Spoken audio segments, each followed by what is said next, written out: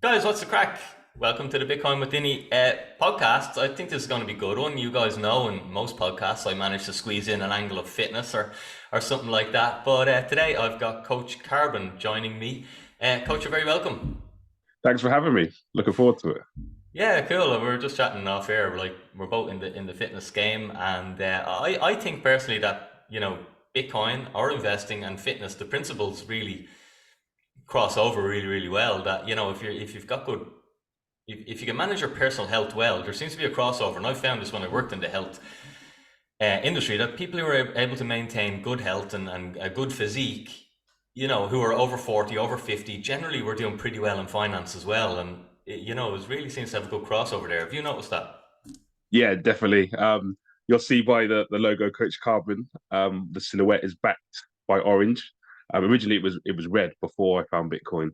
But I now, as you mentioned, the crossover, the principles and I understand in Bitcoin cross over to sport and to your health, your fitness, and that is the underlying. So the proof of work, your low time preference, your diligence, they all tie in together. So for me, what you say about his life because how you would come to understand it, you can take that to any walk of life, your social life, your work life, your sport, and you are going to see progress if you understand what you're doing.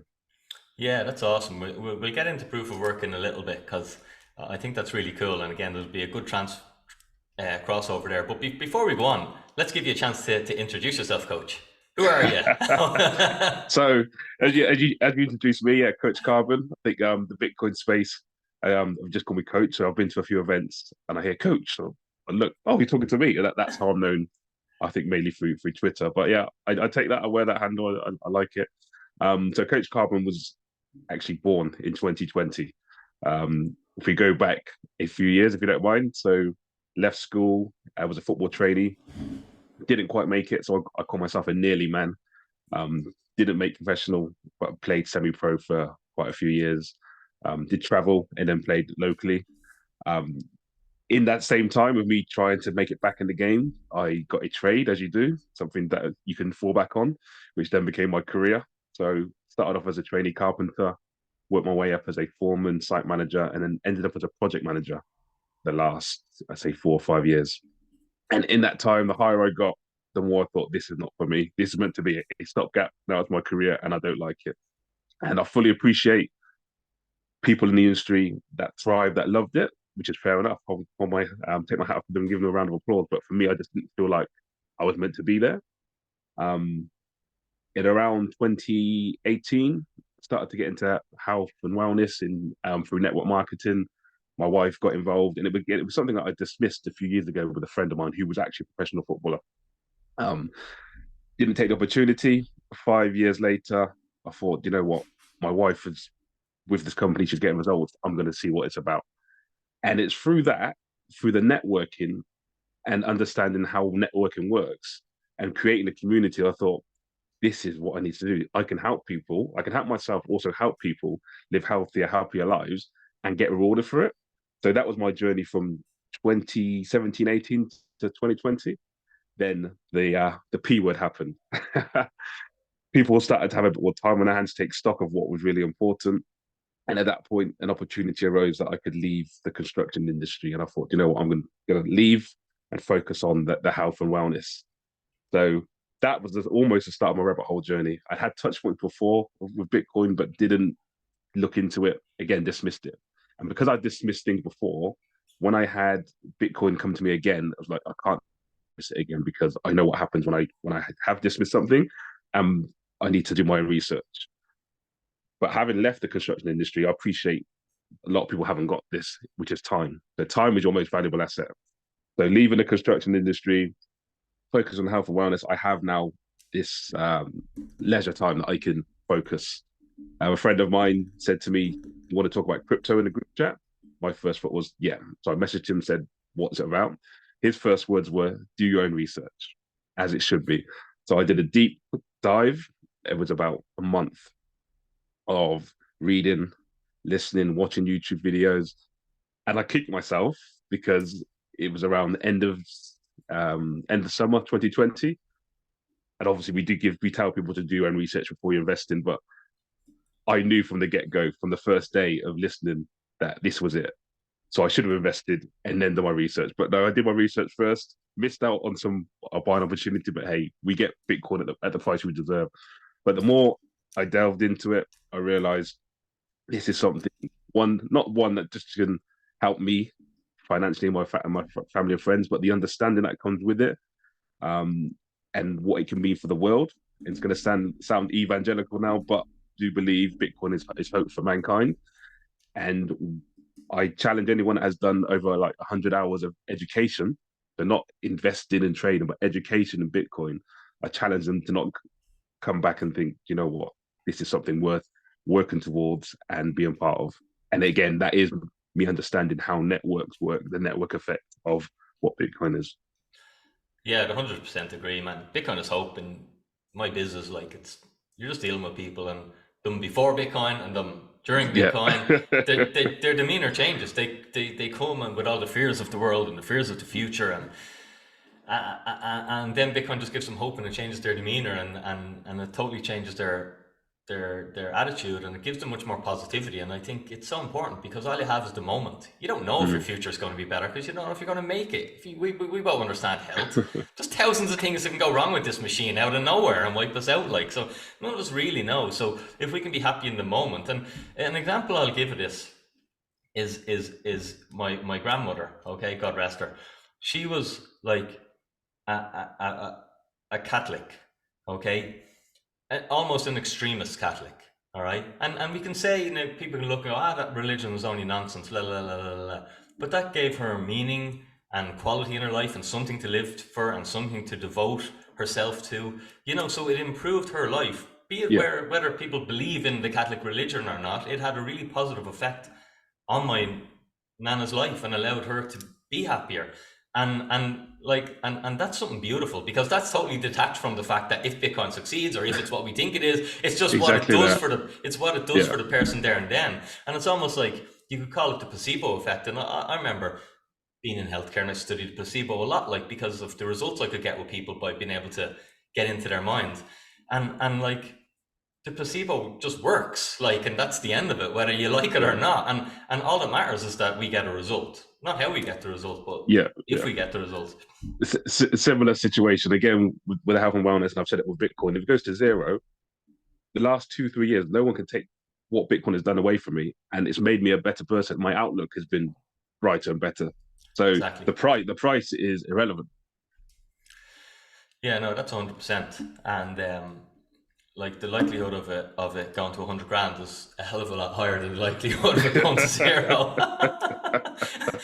Likelihood Yeah, of it going to a million is more likely than it going to zero. It really is when you I think understand it. And it, that's a saying, isn't it? If it's not going to zero, then it's going to a million. And as people in the space will say, well, it can't go to zero because I keep buying. So yeah, exactly. And I'll put my hand up and say that because I have Bitcoin that I literally decided years ago. I was like, I'm going down with the ship because I think this is a good cost. It hasn't cost me that much to have this, and I'm prepared to ride it to zero. So that is a portion of Bitcoin that will, it will always have value because I'm one of these people who will just let it go, yeah, and I don't think that's going to happen because humans, we're all going to act in our self interest, and that's what makes Bitcoin unbreakable. Is because humans are just we all operate the same. We operate out of fear and greed and self-interest, and that's just how all sort of organisms work, I suppose. That's what evolution is.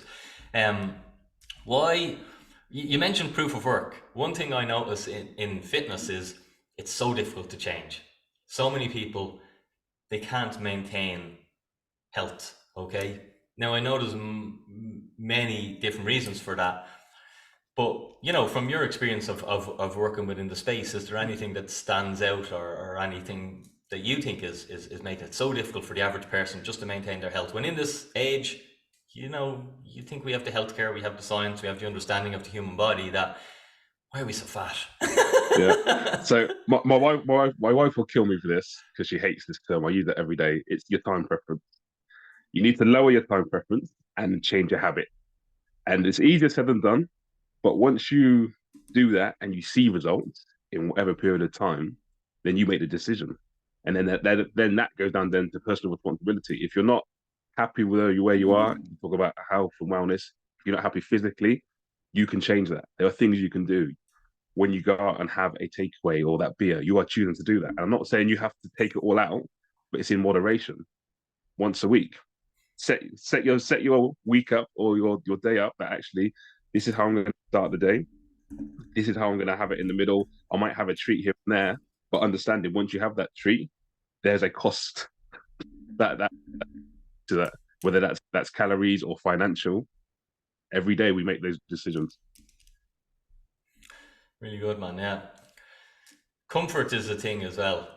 We don't like getting uncomfortable. And that's why I Yeah. think training is so good, because with training, it's about getting uncomfortable. It's about embracing the suck. It's about like, I've done Ironmans and all this other mad stuff, and it's just about pain. It's about going through the pain and putting yourself through the pain. You go to the gym, you look around, like the people in good shape are the ones who are letting out the grunts. Do you know what I mean? Because it's Yeah. hurting you. You're struggling. Like when I leave that thing, I'm the reddest fecker in it, and I'm drenched with sweat, and I'm panting.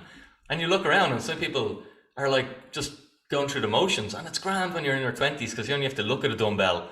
Do you know what I mean? And you've 15% body fat or 10% body fat if you're a male. But baby, when you get over 30 and you get over 40 and you get over 50, you gotta work, man. And that's one of the things that I think is missing is people aren't prepared to work, and this is why proof of work on Bitcoin is so important. It differentiates Bitcoin from everything else because it does the work, and people don't. Mm. We gotta understand the work. And then the second thing is the comfort.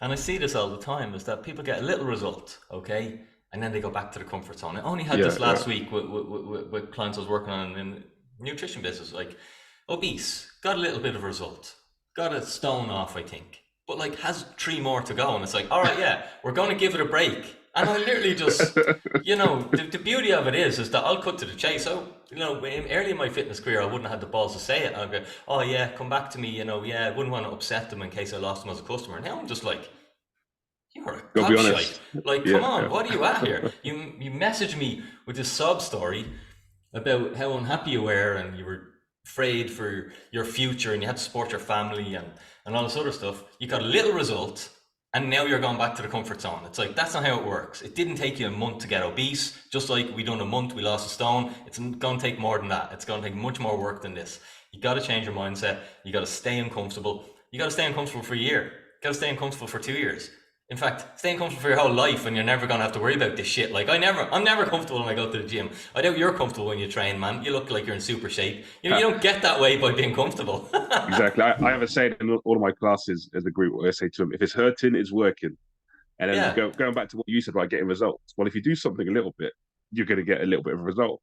So the more you do it, the better the result is going to be. So yeah, getting comfortable for a month, for a couple of months, for a year, for your lifetime, which is how I encompass myself as Coach Carbon, the website coachcarbon.life. Everything is a lifestyle.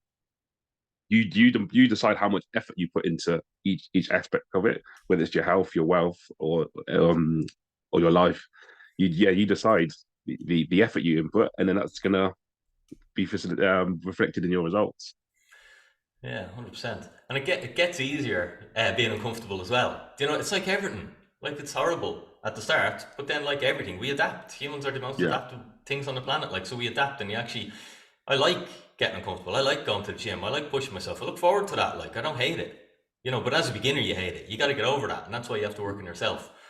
And of all my years in the fitness, I'm like, what is the one thing that separates those who have success, which is like 3% of maybe everyone who tries have long-term success. I mean, I meet them 10 years later in the supermarket and they're still in great shape. They might be training with me, but they've changed their principles, they've changed their life. It's such a low percentage. And it's like, what is the one thing? How do I try and convey this? And it's, you know, Well, for me, that on that is consistency, yeah, and even as coaches, it's not easy, but it's not meant to be easy. And everyone has their off days, their times when they're down, but it's understanding that okay, on a down day, it's not the end. Tomorrow, start again afresh. It might be a bad week, it might be a bad month. Life happens, things happen in life, but come out the other side and actually, yeah, I'm gonna go again. Don't stop. Once you stop and admit defeat, then it is very hard to come out of that. And having been in that situation, so again, getting comfortable, stop playing football. was in the corporate world, let's say the project management side. I put on quite a bit of weight, and it got to the stage where I was the heaviest I'd ever been in my life. And I think the turning point was it's around 2016, 17. Someone I hadn't seen in a while, in a long time, at a party. He patted my belly and said, "What happened to you? You used to be fit." And I thought, wow, he's right. And then the next, around the same time, actually, my son, he was probably like 10 or 11, maybe younger than that. We had a mile fun run at an event locally, and he actually beat me, sprint finish. My wife was there with the video recording it. The papers were there, so his photo ended up in the paper because he won for the child's race. Everyone ran together. He came first out of the children, and there was a picture of me striding, laughing because my son had beat me, but I looked awful. And it's like, yes, things have got to change. And when I made a decision to change, then my whole life changed, and it just spiraled, and so much stuff that I've done since meeting people, the networking conversation, this conversation having now. We met in Amsterdam. It's just like when you connect with people and you have a rapport, and it just goes by having confidence and talking to people. Yeah, your whole life can change. And for me, the confidence came when I felt good. At that point in time, wasn't enjoying my work. Comfort was food and drink, and yeah, wouldn't say I was happy, but I was comfortable. Once I got out of the comfort zone, that's when things started to get a bit more exciting. Yeah, consistency is awesome. We're all good at certain things. Like I can rant and rave about fitness and training because I love that. But like, there's loads of things I fail at. I ain't so good with the discipline or the consistency with nutrition. I think the fact that I train my ass off sort of just keeps me where I am.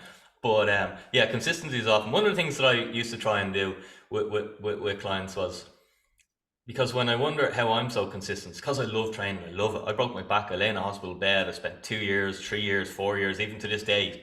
Yesterday, my back was sore and I couldn't train. I was pissed off. Like, so it still flares up and gives me problems. And I can't deadlift heavy and I can't squat heavy. And I have to do all the single leg stuff that look gay in the gym. But it's the only way I can train because the skeletal is so screwed up. But the consistency is how I maintain the results. And the consistency became from just being crap and doing a little bit and not being too hard on myself. And then that scaling to a stage now that I can train at a really high level, really hard level, do a lot of fancy gymnastics and all this stuff, and it doesn't hurt me and it's fun. Okay, but how do I get a beginner to do that? If you babysit, because you've two things. You have to try and encourage them, but if you babysit them too much, their baby. And it's almost like sometimes thinking, is the army way right, where you just abuse these? And I've tried that because I've tried this with I've trained thousands of people, and the army way worked for some people. Some people I absolutely abused them. They came to me in January, and I was like, "Get away! You came last January. Piss off! I'm not having this again. This is the third year you tried this." And I literally bet them down that they hated me. They're like, I'm gonna show that asshole. I'm gonna come back. And I'd let them train, but I'm like, you're probably gonna quit, And he'd be like, you're so hard on them, Dinny. Like, what are you doing? I'm like, I tried the mollycoddling. I tried that 3 years in a row. They done the January, the typical thing, and then they quit. Here they are again. So this time I'm going to bust their ass. I'm going to abuse them, and I have long term success from that strategy. So sometimes I'm like, is mollycoddling the way? Is busting people's? For some people, you bust their ass, they just leave. They go, oh, I'm not out for that. I quit. So you fail them because ultimately, like, I don't want to abuse people. I want to actually help them. I want them to experience how I feel and have the energy and the fitness and enjoy their body how you should. So I do want to serve them, but I don't care if they have to hate me or love me for them to get the result, because all I want is them to get the result. And you have that. Do you be the sergeant major, or do you try and babysit them? And I think experience teaches you that both work, and you got to know when to use. Definitely, we definitely experienced that.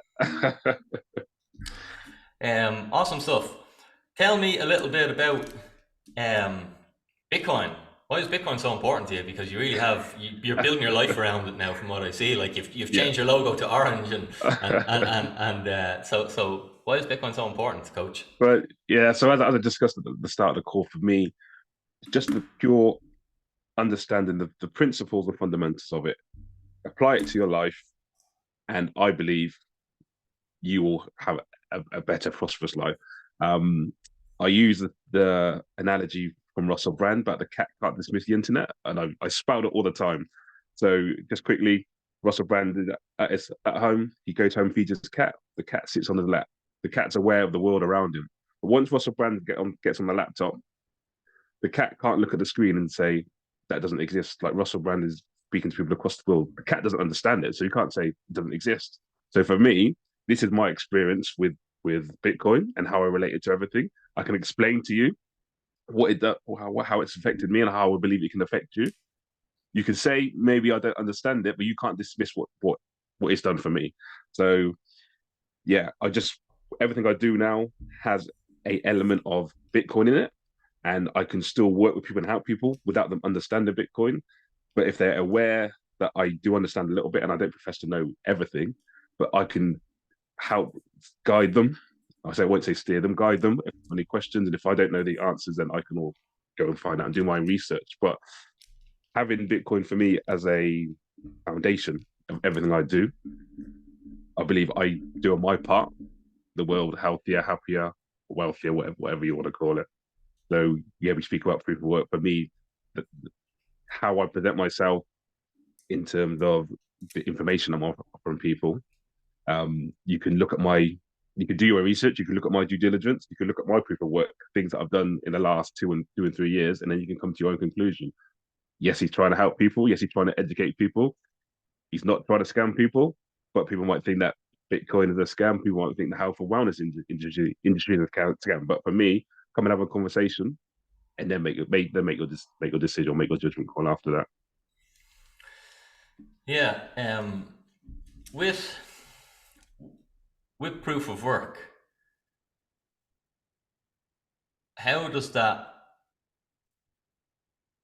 separate Bitcoin from everything else in the crypto space? And almost also our euros or our pounds, because there's no proof Yeah, of work in the euro. yeah. Well, literally, yeah, proof of work. You have to expend energy to get something. You can't get something from nothing. So talking about the euros, pounds, dollar, we know that governments should just print money at will.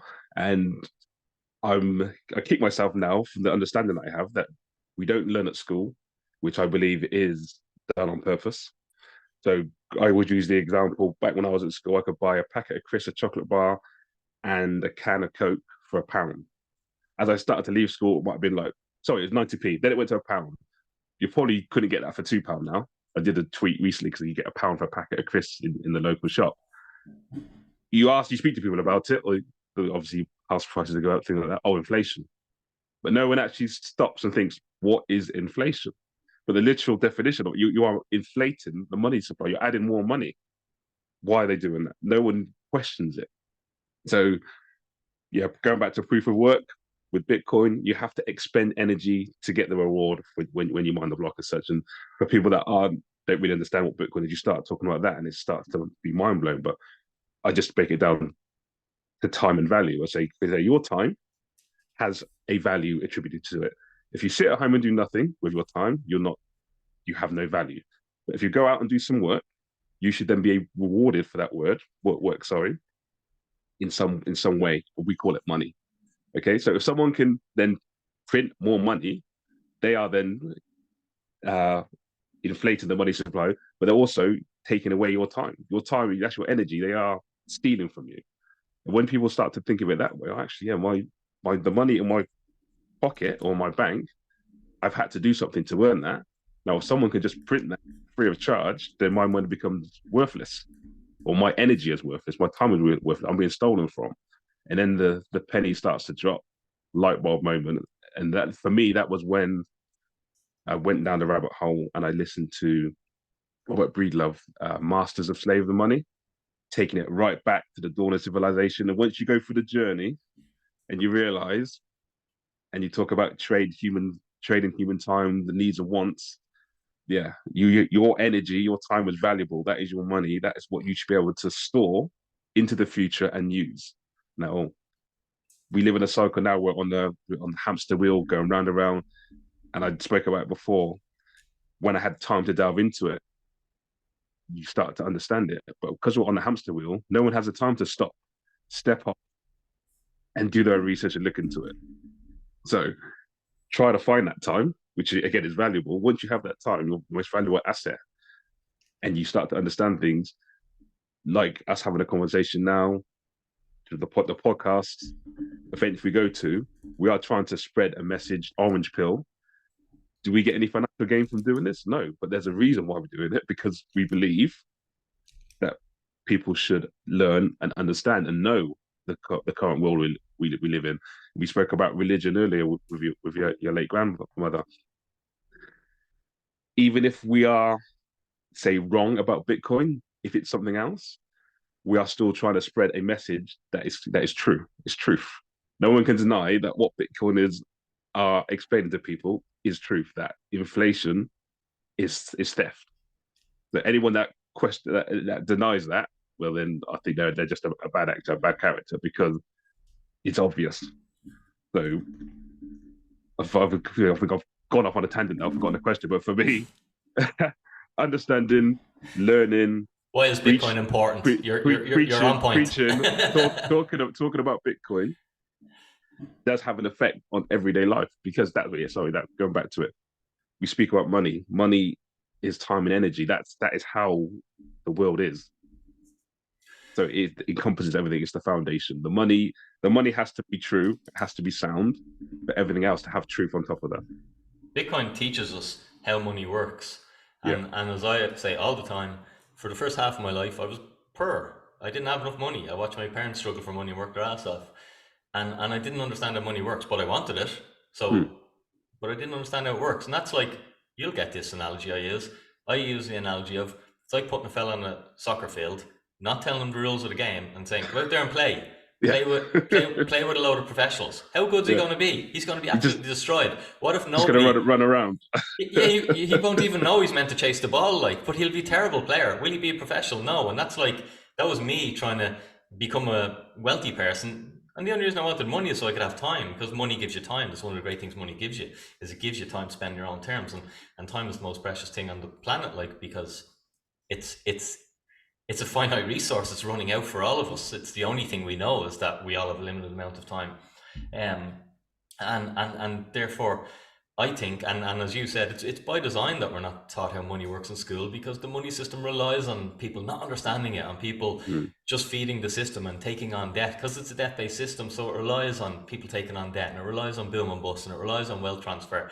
However, however, it's only 50 years old, or is it 70 years old? Started in the 70s. So no, the fiat system is only 50 years old. 50, yeah. Yeah. So it's not that long. Humans have used money for hundreds of thousands of years, I guess. Gold has been sound money for about 5,000 years, I believe.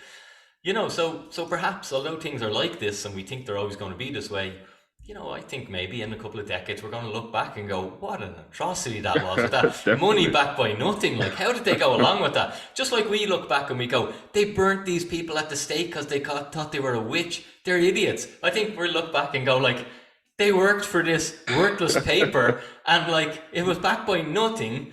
And then what they done is they kept printing more of it to make it worth less.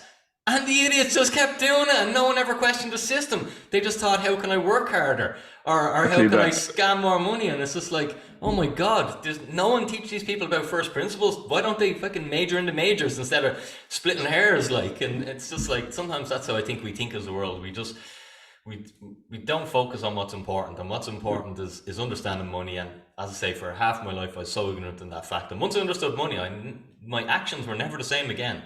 And my quality of life started to change. And that, when you understand money, you understand the system. And if you want to play the fiat game, you can play the fiat game because you understand the rules, so you're able to do better than people who don't. And people who don't understand the fiat game, they just go to work, they have a job, they put the money in the bank, and they wonder why life's getting harder for them. And it's by design. I think you can't yeah. explain to people how fiat money But works. But by getting into just Bitcoin, just just Bitcoin on that, teaches though, you about it. yeah, just on that though, to talk about what Bitcoin teaches you, it's scary to think. You say the fiat system, as it currently is, 50 years old. It's only a couple of generations that we now believe that that's the way it's been, or should has always been, and the way it should be. And we speak about house prices going up. Yeah, why? Um, but then that goes back to, okay, these generations before us, what has happened? Well, they trusted the government. They trusted what they're being told. Bitcoin, don't trust, verify. No one's verifying what you're being told by the government. I haven't done in the past. Whereas now, as Bitcoiners, we are, and we speak about the pandemic. People have different opinions on what happened, but nobody was allowed to verify what was going on, a lot of people trusted. And then when you started to question, that's when people were getting shut down. They were getting shadow banned. They were getting taken off platforms. Yeah, the Twitter And files now has shown all this, that the social media companies were completely manipulated and the yeah, information that everyone got, so no one could make a proper decision on on the medical treatment. You couldn't make an informed decision on that because it was all biased information. And that's only came out because Elon Musk bought Twitter. If he hadn't bought Twitter, we would never would realize this. Now you can mm, guess if Twitter were doing it. I think all the other platforms were yeah, doing it yeah, too. And that's the unfortunate thing, that we think we're making informed decisions and we're not. We're just going along with propaganda. exactly. I said to a friend the other day, if the government, banks, and media all agree on something, you know there's something wrong. Yeah, that's a good one. And I suppose this is the hurdle that people have to get over in Bitcoin. And this is where the proof of work comes in. The proof of work to put the work into understanding Bitcoin so that you're able to get to the stage that, like, for most people looking at Bitcoin, they're just like, it's a digital thing, I don't trust it. It could just disappear. Someone could just turn it off. And that's like level one of level 100. Basically, You've got to get to yeah, level yeah, 100. You're on level one, okay? yeah, You're just so naive and you've done no work. But it takes work to go along that journey to understand how the thing works. All right? And not everyone's going to do this because it'll be like the internet. Not everyone understands how the internet works. Okay, it'd be mm, like mobile phones. Not everyone understands how mobile phones work. You just know that you push the button and you're able to talk to someone who's not standing beside you. So eventually the herd mentality will just, engulf everyone and suck them all along. But those who are the early movers, it's going to put you in a great position. Now, I want to ask you a little bit about CBDCs. One of my fear on CBDCs, which is digital euros, digital dollars, digital pounds, all the rest, is that maybe in the future people don't have an ability to get into Bitcoin because Christine Lagarde from the European Central Bank said we need to plug all the escape hatches. What that yeah, means is we need to keep the money in the euro system where yeah. we can debase it and make people poor, and we need to stop them escaping to various different things, like Bitcoin being an escape, an But escape boat. literally calling it an escape hatch, like surely if you have an escape hatch, that's a good thing. No? Yeah. You cannot escape. It's like, yeah, we have this building and we're gonna weld up all the escape doors and this is for your safety. It's like, and all the normal rational thinking people go, oh yeah, thanks for that. And Yeah, like people who are first principles thinkers or, are like, what? Like, how can you say that? And people don't question it and go, what the hell is going on there? I think her exact words were, if there are escape hatches, people will use it. Yeah. So God forbid you're ever in a burning building and the Yeah. escape hatch is bulged. Yeah, if the building's on fire, which it is, the euro, Yeah. like if I share a graph of the euro, and the euro since 2020 has just gone like this, Mm. plus 50% of its purchasing power in 20 years. Such a low time. And people think, 50%, I can absorb that. This is compounding every year, people. It's like compound interest is what makes wealthy people wealthy. It's the eighth wonder of the world. Compounding through inflation is like wealth destruction. That's why we have all this technology doing all these fancy things for us, and people are working their ass off. Yeah, It's like if you you're you need to be running a lot faster on that hamster wheel every single year. yeah, and like with all the technology that we have in this thing, like you put me back 40 years ago and I've access to this, all right? I can become the wealthiest person on the planet. No one can compete with me with this thing, all right?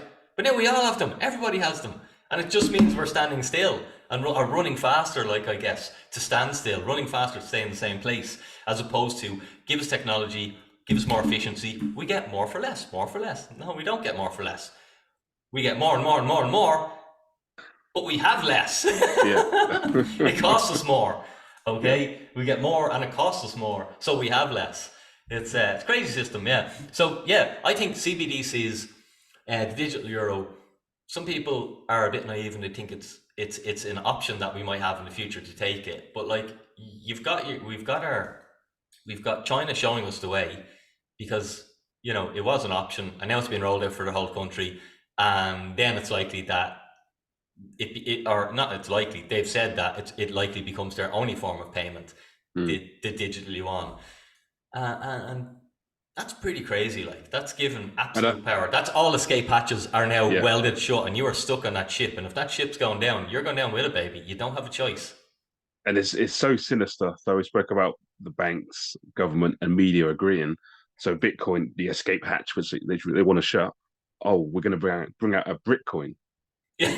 And by just that word, I'm thinking you're trying to equate your CBDC to Bitcoin. So you're telling people Bitcoin's bad, but we have a Bitcoin. So what's the first thing people are going to do who trust the government, trust the banks, trust the media? Oh, I'll stick with that one because they look after me. No, no, Yeah. no. So yeah, as you said, you're then trapped in that system. So again, the work we're doing now in space with no immediate financial reward, it is to help people, and you can't save everyone. So there's a saying about lions don't waste their time on sheep; they try and wake up other lions. But how we look at people, we don't know who the lions are. So we just speak to everyone. We speak to everyone, have the conversation. People can just sit. You're crazy. You're a crazy person. You're a lunatic. Even you're a scammer. But again, thick-skinned, water off a duck's back. Take it on the chin. Onto the next person. Bitcoin and the digital euro are like the total opposites, Mm. because Bitcoin is money with a fixed supply. The digital euro will not have a fixed supply, just like the physical euro doesn't have a fixed supply. Most euros are digital now, okay, but the digital euro is very different. All right, and it's for these reasons. Bitcoin is money you can own. We both know that when you own your Bitcoin, it changes your inheritance, it changes everything. It gives you sovereignty. You can take it anywhere in the world. No one can stop you. You can carry Bitcoin in your head. That you cannot stop that. Okay, your central bank euro, you can't own. You can own it as long as you are permission to own it. And if you disagree or you want to go to a protest in the future, well, then you don't own the Switch money her off. because that's what Yeah. they've done in China. We've seen this happen, okay? And it's also what you can spend it on. Um, with Bitcoin, you can spend it on anything, and that's why in the Retire Early Club, the lads were sharing. It's a little a program that I have teach people all about money. But the guys we were talking about Aldi are bringing out like bug burgers, insect burgers and things like that. And Yeah. I'm like, yeah, like Dinny's been telling us this for 3 years now, and this is why Dinny says Bitcoiners will eat steak if Bitcoiners want to eat steak, but Fiat Yeah. people won't. That's Fiat food. Fiat is for the bugs, and the But simple reason eat the for bugs and be happy. yeah, eat the bugs and be happy. And the reason for that again is it's just you need to do more for to have less. And bugs are cheaper to manufacture and cheaper to produce than cattle. So the Mm. Fiat Ponzi, how it continues is you just have to keep reducing the quality of the food, reduce the Yeah. quality of everything. Look at the quality of the fucking dishwashers that we have now. They break. Our parents still have the original dishwasher that they got like 40 years out of, or 30 years out of, or 20 years out of. But now, like, it's like you get 3 years, 5 years out of any sort of appliance you buy now. They're just made of crap. Like, why is that? Because the quality has to be sucked out of everything, just like it's been sucked out of our food now. People be, told, oh, it's stop warming the earth. Cows' farts are going to like, you need to eat cockroaches now instead of eating meat. Like, and this is the unfortunate thing that those who don't understand and who don't get at least a toe through the escape door before Christine Lagarde welds up all those doors and people can't get off the thing, are just going to be stuck eating bugs and being happy and owning nothing. Mm. And I'm joking and laughing about it, but it's so But it's out there serious. in the open. That's their taglines. That's what they promote. It's, Yeah, it's like they're not even hiding it anymore. yeah, and people are so preoccupied with their brains are just turned to mush that they can't critically think anymore. So they just go along with the journey, and obviously they have to look after their families, and life's so difficult now that you got to work so hard and you don't have time. Like we're fortunate, we have Yeah. a little bit more time, or maybe we just choose to spend our time differently. Like I don't watch. Well, you Yeah, mentioned it earlier, sorry, about being comfortable. Yes, life may be hard, but to take an easy option is just to carry on and be blinkered and not worry about what's going on. But if you take the time to step out, and it may mean spending time away from family, it may mean not watching that certain TV series that everyone's talking about on social media with your friends and whatnot. Actually, I'm going to watch this YouTube video that's an hour long, but it's going to teach me a little bit about the current economic situation, or it might have a little bit about Bitcoin, and or it's going to talk about how my food's grown or how food has been produced for the last 5,000 years and where we are now. It's like, yeah, are you making those decisions? Are you being personally responsible for every action, every decision that you make? yeah, and it's hard anyway. Like so, you as you said there, like make it a bit harder. Like I know you're on the hamster wheel and you're stuck and things are shit, but like make it harder, because if you do more work, you can fix it. If you just keep going the way you are, well, nothing's going to change. You're just going to continue, because they keep going to move that hurdle rate. Your money's going to continue to debase. It's going to buy you less, and you're going to have to work more to get the same money, which buys you less in the future. So nothing's going to change unless you change. And so you got to get uncomfortable. You got to get more uncomfortable. Yeah.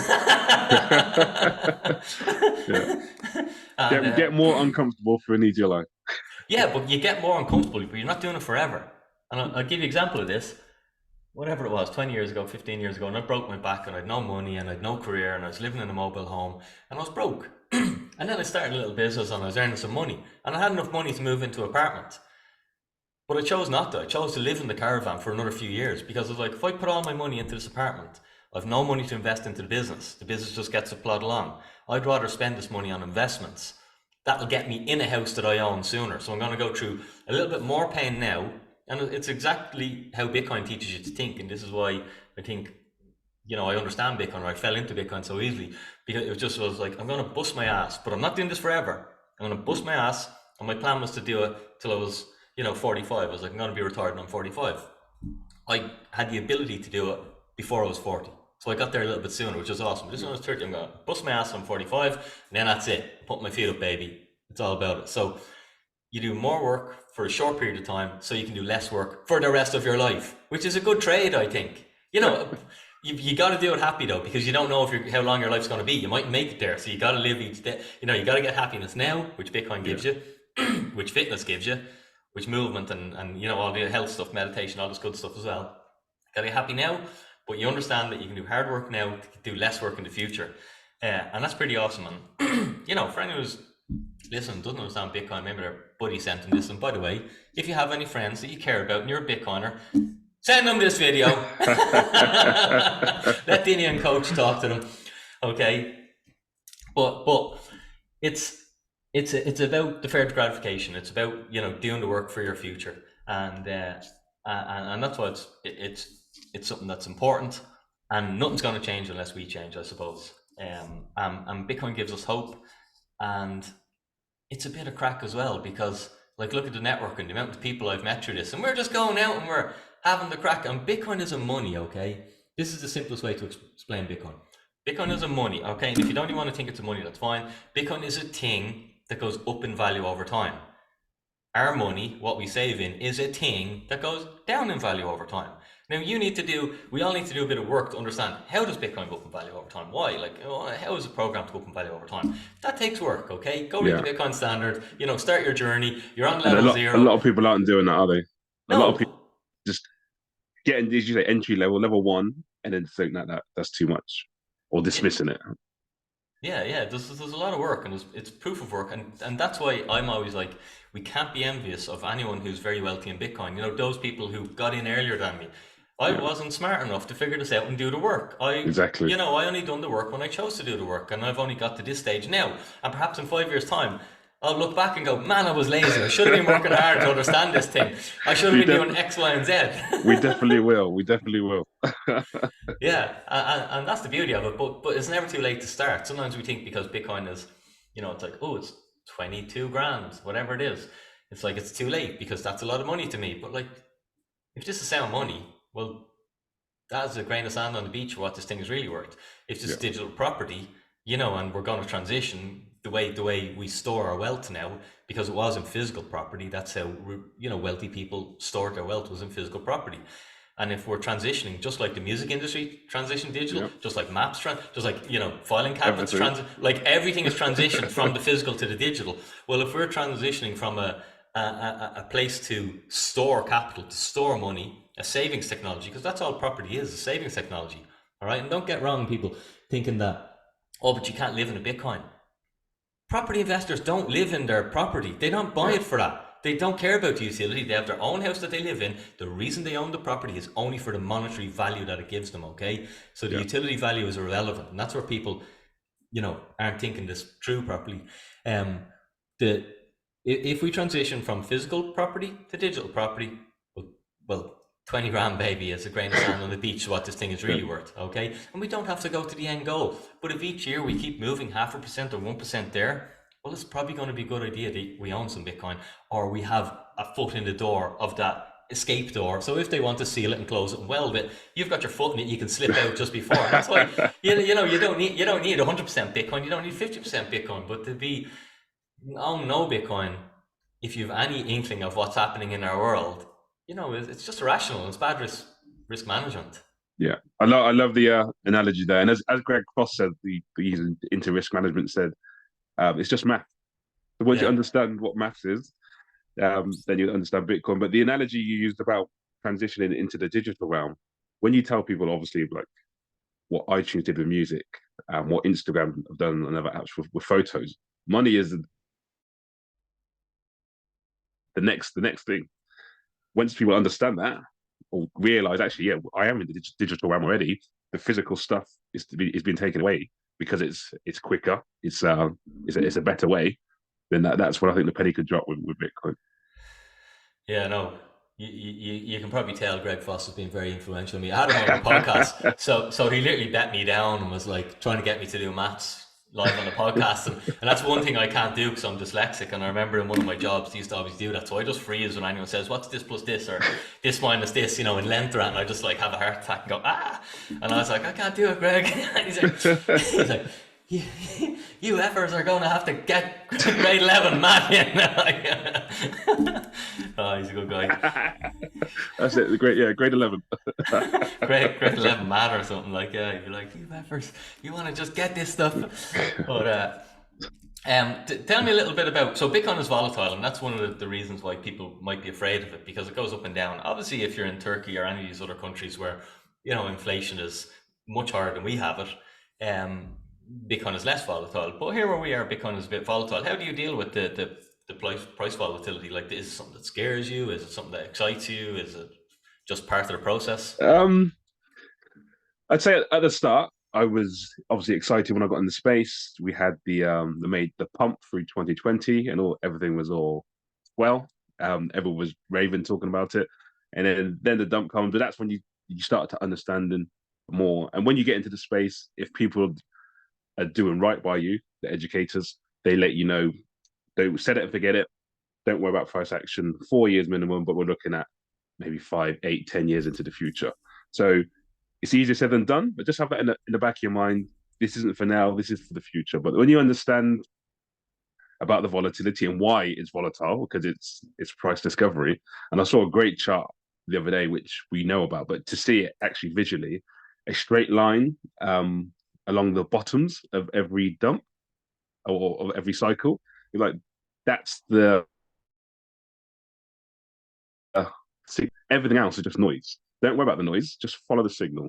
Look at the educators in the space. Look at the adoption. You have El Salvador adopting it as a currency. Um, the establishments that are getting involved. Looking at on the other side, the FUD, the fear, uncertainty, and doubt that's being spewed by governments, by banks, by the media. That is coming from a signal. Follow the signal. Don't worry about the noise.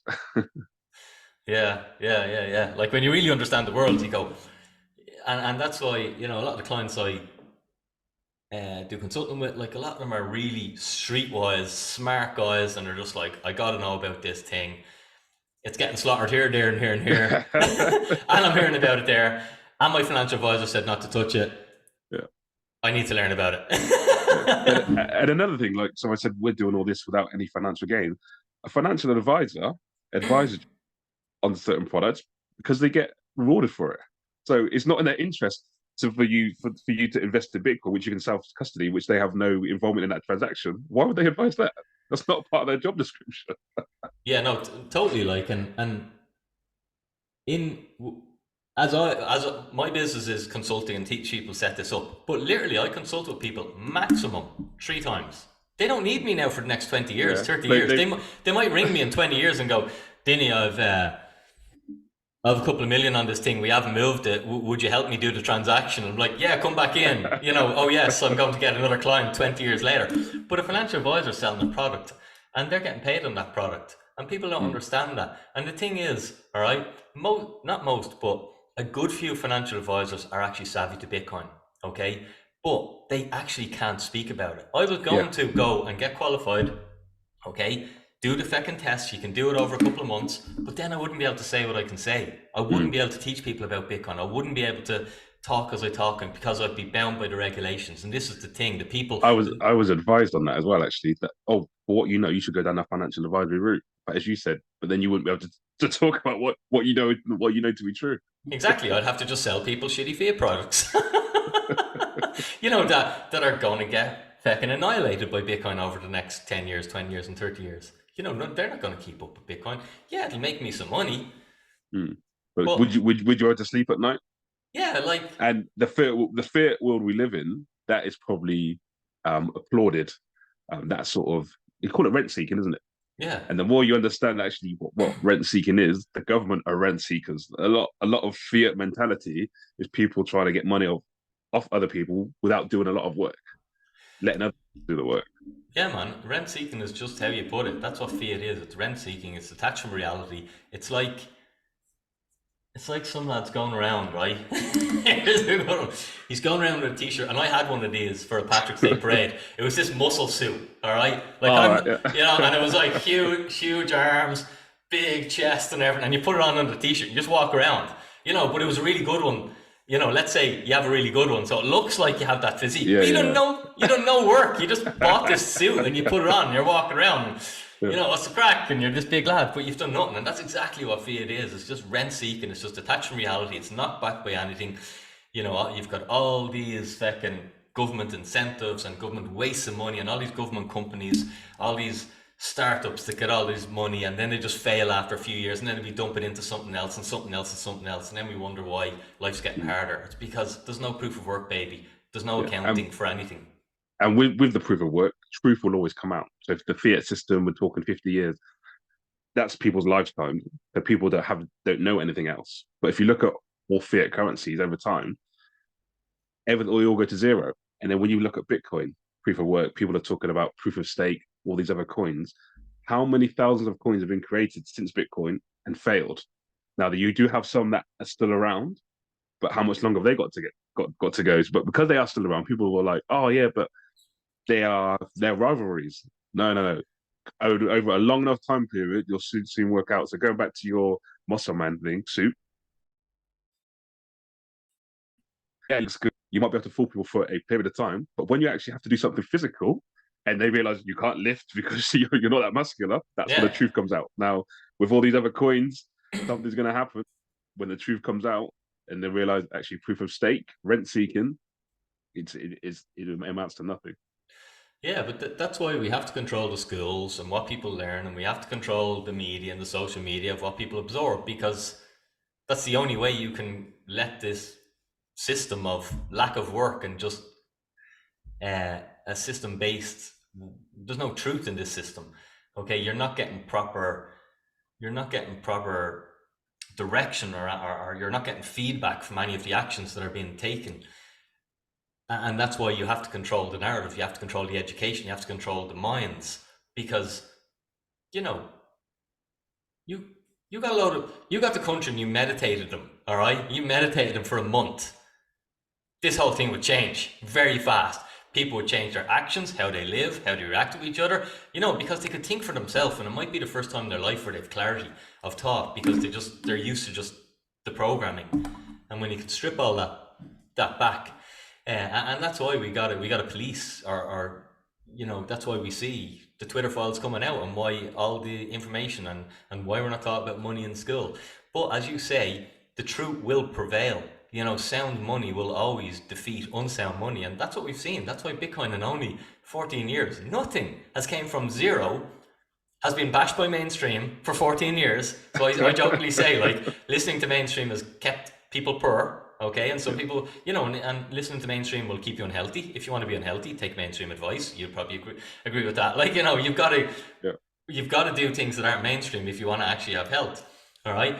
Wealth. You want to be wealthy? Well, you're not going to find that mainstream, baby. You find a really successful entrepreneur who like learned everything through mainstream educational channel. They won't have. They'll have had to search for alternate, or search for other people who had done wealthy things to unprogram them. And that's the whole thing, that it's gonna it's like a balloon underwater. You can't keep it down. It's just going to keep popping up. And yes, they're going to keep dragging it down and that. Yeah, But it's just you know, I struggle to see how we can stop this thing. And it's just a question of when, not if. And the when is yeah. like a question of, well, how much can we brainwash the world? How much can we distract the world so they don't actually they live on our agenda rather than their own agenda? You know, that we keep them Mm. distracted and we make it really hard for them so they don't have time to think or time to question. They just have to work harder and harder and harder, and then we give them a few, you know, oh, here's a little grant for this or a grant for that, just to, you know. But Bread really, and it's circuses. really, yeah, really, it's just a question of when and Well, on that question of when, so we speak about Bitcoin being hope, having optimism, waking up every day. You think today's going to be a great day. The future looks bright. Each event that happened, when you say question is when, you think this will be it, but it's not because they spin it. So again, as Bitcoiners, it's our job to then understand what's being fed, dismantling it, speaking to people and saying, no, this is what we understand. This is what we believe as the truth in this situation. And then, but there's so much of it going on, coming from all angles. But did you say 14 years still going? It's what's the anti-fragile? Sorry, as a safety and was for say. yeah, and it's such a short period of time, really. Like, and it's really it's eating everything. And I think Bitcoin is going to be worth so much money in the future, but I just don't know when. Whether it's 100 years or 200 years or 30 years. But I'm like, you know, so I'm like, why can't people see this? It's so obvious. It's so blatantly obvious. But I suppose Dinny's done a couple of thousand hours of study into Bitcoin. Mm, The average person has read newspaper articles, okay, yeah, or watched a crypto video on YouTube, you know, and is invested in crypto and thinks I'm invested in Bitcoin. But you know, but maybe that's it. you say it's obvious. It was obvious in 2018 when my site man was mining it in the office. But it wasn't obvious to me then. It was obvious to him. It's You a get great it when you point. deserve it and when you spend the time Yeah, and you that's a put in the work in to understand it. yeah, that's a great point, coach. It was probably obvious in 2012 to some people, and they're like looking at me going, "What an idiot! Like going around living his life, working for money. What a fool! Like all you know." So yeah, that's that's a super point. It takes us whatever amount of time to get to our understanding. And I feel I'm at a good place now where it's just like clarity of like this thing's unstoppable, inevitable. Everyone needs to own it. I wrote a letter to my family that I could give all my extended family and friends, Yeah, sent it out to them, got a couple of thumbs up, like, you know, but yeah, I just thought my conscience is clear because it's not like, exactly Dini, that. why didn't you tell us? Why didn't Yeah, you show us? yeah, Look at you now and life's great for you. You know, maybe even whatever. yeah. But like Nobody can that, say that in the future you didn't mention this to me. And that's the same thing. Reason why I'm so passionate about it. And I mentioned in 2018 about my site manager. Something happened. I'll talk about the event. So he bought his gaming chair and his GPU, he was mining it. And I'd seen it in the news about people going to cold locations to mine. So he walked in one day and just said, "Oh, so what is this mining?" And he and the labourer laughed. And they went, "Oh, it's not actually mining. You're not digging in the ground." And I dismissed it. I went, whatever. So two things happened. I believe he should have said, come back and actually said, "Do you know what? I'm going to explain it to you." But mm, also from my point of view, I shouldn't have been too proud. I should have said, "All right, whatever, mate. Can you explain more?" Two things didn't happen, which meant I got Bitcoin at a price later on that I deserved. So as you mentioned, sending your letter to your family. When I speak so passionately and open to people, it's because I don't want people to come back in a few years and say, "You know what? You were right, but you should have held me down. You should have given me that orange pill." I can go to bed at night, rest easy, and say, "Do you know what? I was speaking to people about it. I was open. I was free. I I took criticism, but I know that I tried my best." yeah, we've covered ourselves. Talk to me a little bit about Bitcoin ballers.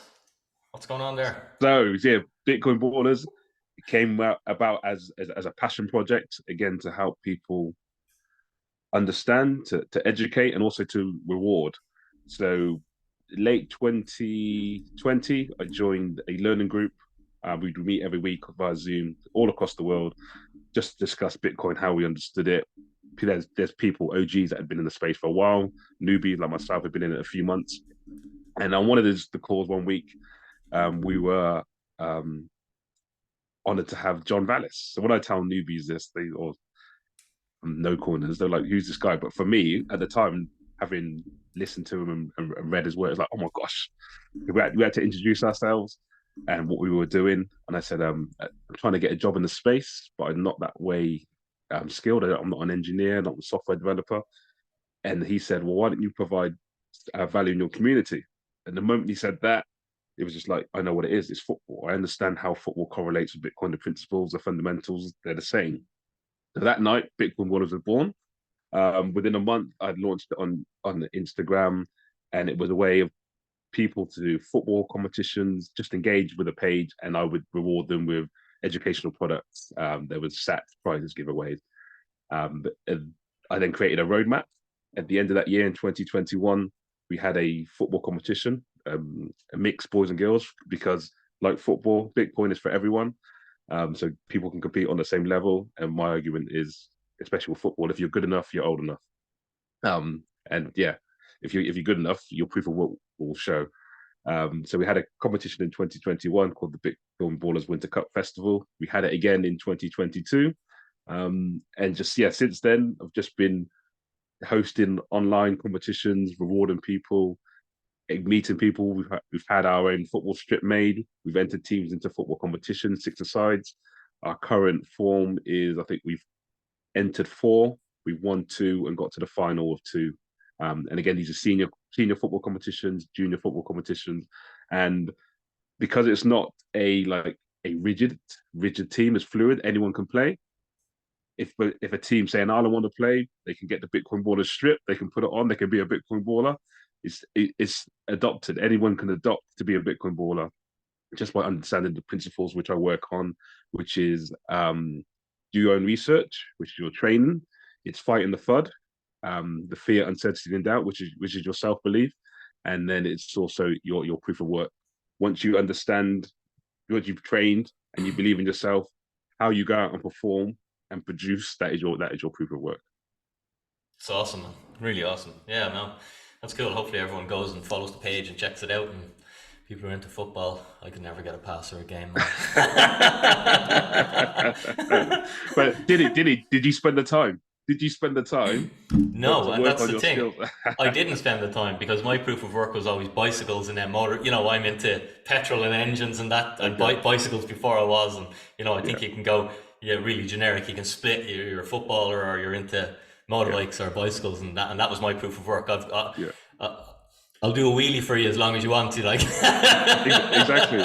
So that's why I say, obviously, I'm focused on Bitcoin ballers through football because that's my passion. But whatever your passion is, sport, art, Bitcoin can help you understand how you can improve with that specific discipline.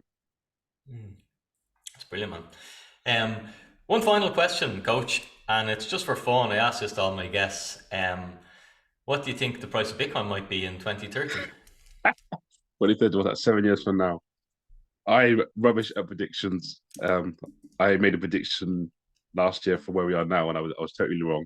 Again, I probably got carried away with people in the space that were hyping it up. But one thing I will say on that about manipulation. So when people say about Bitcoin and inflation manipulation, it can be manipulated in a way, but it's people doing bad practice in and around it. So we had the FTX blow up. That does affect the price. Yeah, it's not immune to macroeconomics and microeconomics. But so talking about where it's going to go as a price action, where we probably should be, we're not at because of bad actors in the space. So if everyone was honest and true, understand what Bitcoin was, Bitcoin would be 10x by now, but it's not for whatever reason. In 7 years' time, I'm hoping there's a bit more education, or a lot more education in the space, a lot more understanding.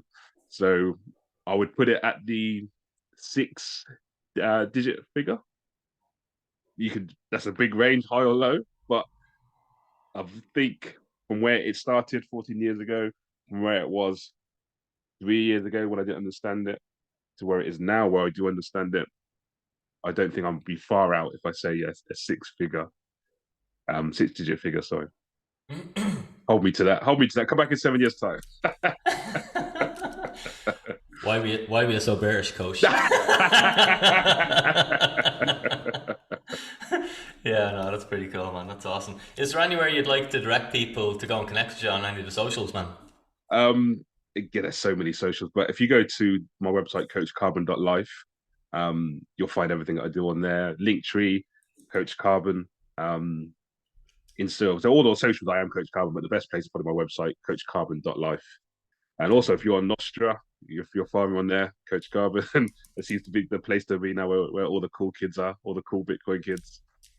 So yeah, Happy days, man. get Yeah, on Nostra, understand what that is and why that's important and how that works. really good. I'm I'll stick them in the notes. Coach, it was awesome to chat to you today. Get some good insights. I Look really forward to appreciate catching it. you again, man. Yeah, and you'll have to give us a shout for over in Ireland. Yeah, definitely will do. I spoke with Lawrence a while back. He mentions about your meetup. So I do hopefully plan to make it to one of those. But are you going to Prague? Will you be in Prague in June? I'm not sure about Prague, but in just as we mentioned Lawrence there, we do have a big announcement coming later this week about a Oh big wow. event that we're having pretty soon. Okay. So I'll probably give I'll you. look out for that. Yeah, it's going to be the biggest Bitcoin event so far, and our last one last year was the biggest. So this is planned to be even bigger. So excited to be bringing that news out, and perhaps the news will be out when this podcast comes out. So on that note, I'd say I'll see you there. Coach, thanks for today, man. Great to meet you. Great to chat to you. Thank you very much. Take care.